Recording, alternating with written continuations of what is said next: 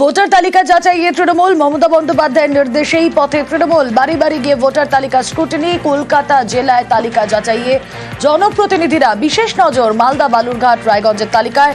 কথা বলবো আমাদের প্রতিনিধি আবির ঘোষাল রয়েছেন সঙ্গে। আবির, কিভাবে চলছে স্ক্রুটিনির কাজ? আজকেও একাধিক জেলাগুলোতে যারা জেলা সভাপতিরা রয়েছেন, সাংগঠনিক ক্ষেত্রে যারা দায়িত্ব, তারা বুথ এবং টাউনের যারা সভাপতি, তাদেরকে নিয়ে বৈঠক করেছেন। মূলত হচ্ছে যারা পোলিং এজেন্ট হন, কাউন্টিং এজেন্ট হন, তারা শহরাঞ্চলের বিভিন্ন বাড়ি বাড়ি গিয়ে স্ক্রুটিনি করবেন। গ্রামাঞ্চলের ক্ষেত্রে যারা পঞ্চায়েত সদস্যরা রয়েছেন, তারা স্ক্রুটিনি করবেন। ঠিকানা, এপিক কার্ড ধরে একটা ডেটাবেস তৈরি করা হবে এবং তারপর সেটা বিডিওর কাছে জমা দেওয়া হবে এবং তার কপিও দলের শীর্ষ নেতৃত্বের কাছে রাখা হবে।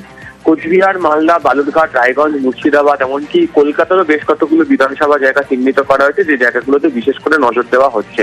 এবং তৃণমূল কংগ্রেসের তরফ থেকে মূলত একটি লেখাও তৈরি করা হয়েছে, যার ভিত্তিতে তারা বলছেন যে অফলাইন এবং অনলাইন ভোটার লিস্টে নাম, ঠিকানা এগুলো ঠিক আছে কিনা একবার করে মিলিয়ে নিতে বলা হচ্ছে।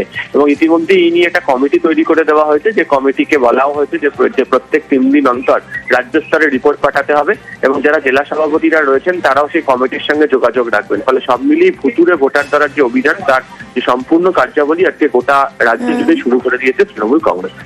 বেশ।